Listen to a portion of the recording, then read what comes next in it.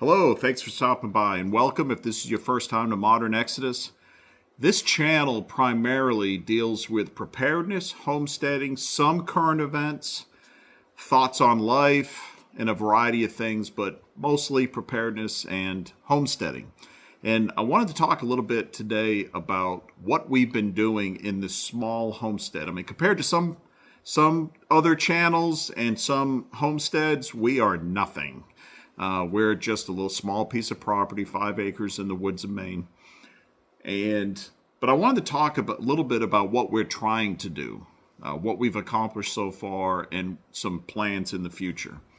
Right now, in early February 26, we are completely covered by a lot of snow. And as the spring comes and summer comes, you'll see a lot more content related to gardening and all things outdoors, chickens, beekeeping, etc.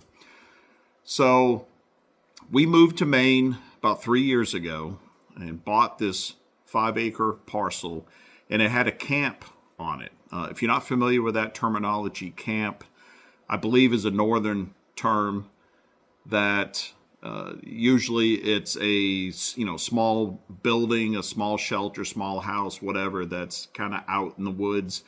And this camp was built by the previous owner and used as a hunting camp that him and his buddies would come up. They'd stay here, then they would go local during hunting season, and they would hunt, come back, they would process the deer. There was a lot of deer processing stuff here when we moved in. And it is very rural, and it was fairly primitive when we moved in.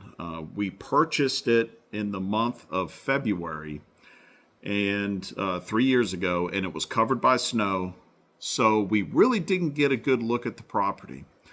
But we jumped on it.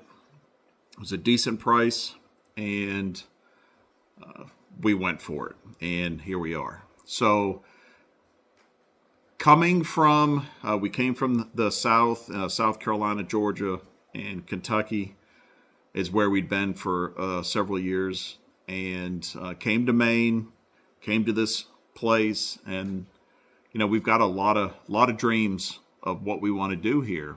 And I wanted to share this because I know that there's a lot of people out there that they have the same thoughts. They live in a town, they live in a city. They want to move to a very country setting, and I'm here to tell you it's possible. It can just take time and planning. We're here, and it's a lot of work. So we moved in here, and the individual that built this place, I can tell you right now, there was a lot of aspects that are not built to code. So we've had a lot of issues.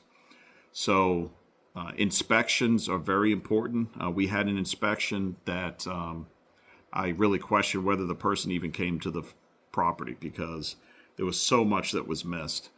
But you know what? It's all part of the experience, right? So there's a lot of things that we've had to do. Plumbing, it's been a lot of problems, but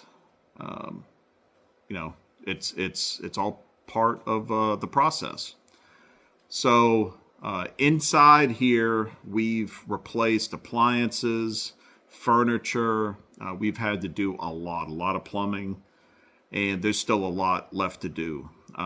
Up here in the north, a lot of places have what's called mud rooms, and we have a mud room at the entrance of the cabin, and the roof has needed replacement since we got here, but it's a matter of time and money, right? I mean, we're all on a budget. And we had anticipated, getting that mudroom roof done before now, but summer of 2026, we're planning on doing it. We've already started buying supplies. The outside, the landscaping, is where we've spent the vast majority of our time. Gardening, we're trying to build a homestead here. We're trying to live a more traditional life. We both work full time, and like I said, we have a budget, and gardening was definitely a big part of what we wanted to do here. And it's been a learning experience. Now, I can tell you the last 2 years has been the most successful gardening and food production in my life. And I've been gardening a long time, most of it down in South Carolina. We had to learn the soil. We had to learn the weeds. There was a ton of weeds. We had to learn what grew best, and it's been very successful. So, and we anticipate it continuing. Every year we want to grow more and more food. We're trying to get more experience in food preservation, which includes freezing, by the way. Absolutely, we freeze a lot of our produce, but also canning, whether it's water bath or pressure canning. We are learning a lot. We've experimented with tinctures and trying to get into alternative health, bought a lot of books, met some people locally. We got chickens, and again, very budget conscious. We trying to do the best that we can by purchasing an inexpensive chicken run and then doing some modifications ourselves to strengthen it and predator proof it. We covered it with hardware cloth, and then we end up getting chickens to put inside as well as a coop, and it's been fantastic. I had no idea how rewarding it would be having chickens. It's a lot of work. There's no money savings in it. I can tell you that right now. There's no money savings in it. But the main reason that we wanted chickens was for the food production. It's food security. So in addition to us growing our own foods, then we can produce some of our own foods via the chickens. And in 2026, we're going to add a second chicken run and chicken coop, add more chickens, so we'll have more eggs. And some of those we will keep by preservation. Some of it I'm sure we're going to give away or maybe even sell. We're also getting into beekeeping, and we purchased 2 hives this winter. We're taking beekeeping classes right now, and we will order the bees probably this week or next. And I think they're going to come in around Mother's Day, and we're going to start our beekeeping experience, and we'll see how that goes. We have 2 hives now. If it's successful, I suspect that we'll add 2 or more hives over next winter. And again, we want to continue to grow. We've planted numerous apple trees, blackberry bushes, blueberry bushes, raspberries, and they've done fairly well. The raspberries are just taking hold. The blueberries, we actually had a really good first year, and the second year was so-so. Not sure why. So come spring, we're going to look a little bit more into how to care for those and see if we can't get a little better production and maybe even add some additional. This particular cabin that was purchased and was on the property it's fairly small. It's just the 2 of us. Not a lot of storage space. We have a garage and we also have a shed. So we got to be fairly decent at organization and prioritizing the space that we have, so that, when it comes to preparedness and food storage, we need to use the space the best that we can to get the maximum amount of food stored, just in case. What else? Like I said, it's been rewarding, but like I said, there's been a lot of surprises when it came to plumbing. The guy that built the house put in a lot of PVC and copper piping without shutoff valves.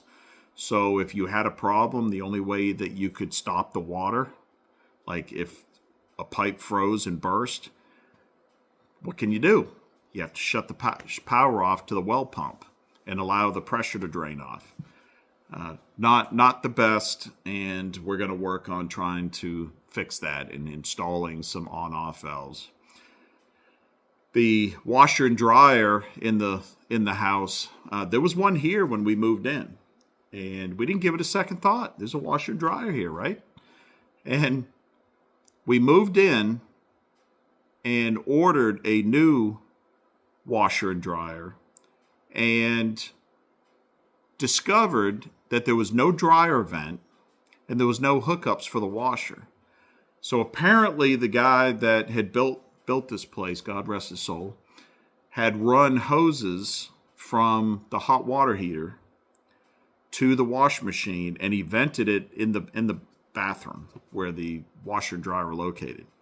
So that had to be dealt with. What else? The garage had no power. So the garage had no power, which we didn't know when we moved in, and that's probably our fault. We should have asked. I assumed that it did, and we discovered that it didn't. So I had to run some power out there expediently the next summer. So one of the things that we discovered was that the driveway, well, there was no driveway. And up here in the north, where we get a ton of snow, we have what's called mud season. And mud season is when everything melts and saturates the ground. Well, the driveway, or the way that we drove in here, was dirt. I mean, it was just dirt. So when mud season came around and everything thawed, I mean, it was just inches and inches of mud. And luckily, we both had four-wheel drive vehicles with good tires, and we were able to get in and out so we could go to work. Well, that had to be a priority. And putting a driveway in, a real driveway, I'm not talking about a paved driveway, I'm talking about a dirt driveway, but it's formulated with different types of rocks and soils and stuff. It's pretty amazing. But to put a real driveway in is not cheap. And we have about 100-yard or so, maybe a little bit longer driveway. So I had a cargo trailer, pretty big cargo trailer that I had been hauling around for the last several years because I moved around a lot. We moved around a lot. And I had all my possessions in it at one time. Well, it was empty, so I had to sell it. So I sold it, and that funded getting the driveway done. And what a difference. What a difference it made. But that's just another example of a surprise when you're buying very rural land in the middle of winter that's covered with snow, and there's not a complete disclosure of all the characteristics of the property. So again, just trying to give you some insight as to what we've been doing for the past 3 years. So that was definitely a priority. We took care of that. It also required a lot of tree limbs getting cut down because the trucks that had to come up the driveway. Trying to think what else. Firewood, we heat with a wood stove most of the time. And we also have propane as a backup. So over the last 3 years, we expanded our propane tanks. So we got bigger tanks and more tanks.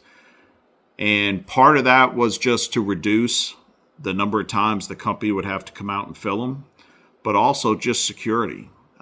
We want to be able to start a winter with full tanks. I also heat my shed, and we use a big tank out there.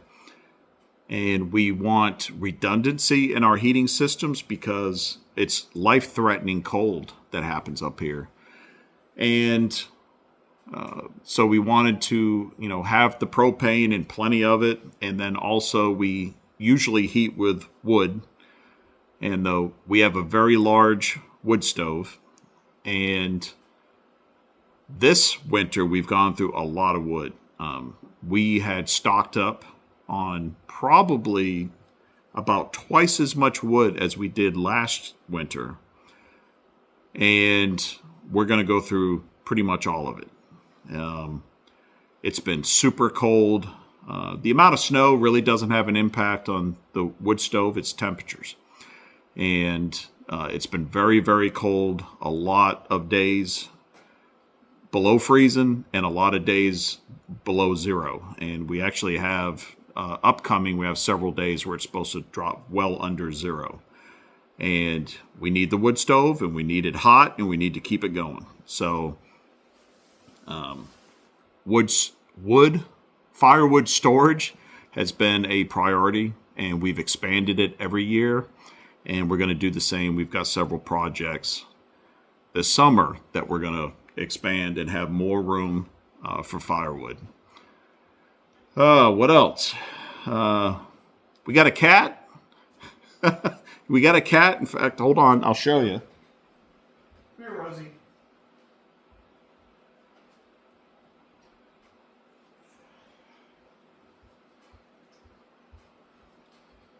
All right, this is Rosie.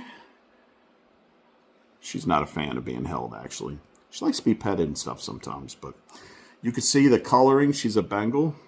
Very nice kitty. And she's sitting over by the wood stove because she really enjoys the heat.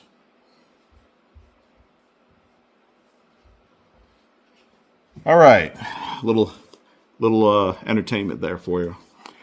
Other than that, I think that's a pretty decent update. You know, we spend a lot of time on the property, a lot of time on the homestead. It's not all work. You know, we go kayaking. Maine has a ton of lakes, ponds, and rivers. We got kayaks this past year. Only used them a couple times, but we're going to do a lot more. Try to get into some bike riding. I need to get an ATV. Definitely need to get that here soon. And our grandkids come over. We have a good time. But you can probably see, I'll show you, 1950s oven and stove. And wasn't a big fan of getting that at first, but it's fantastic. Great condition, works wonderfully. And it's made in the 50s. They don't make this stuff like that anymore, you know? So we're actually looking for some older refrigerators and just different things. Really trying to get back to a more simple life, but a full life, a very traditional living, more natural food, better food, healthier food. And yeah, it's been good. It's been good so far. And one of the reasons for creating this YouTube channel is we want to share some of that. I know there's lots of other channels and people out there that share their life and their experiences, and we want to do the same and get feedback from people and ideas of, you know, what's worked for them. Maybe they're doing something that we're getting ready to work on, and we can get some tips, some hints at a better way of doing stuff. So anyways, that's it. I appreciate you stopping by. Feel free to comment down below and share this video. Hit the like button. Subscribe if you haven't. And that's it. Take care. We'll see you next time.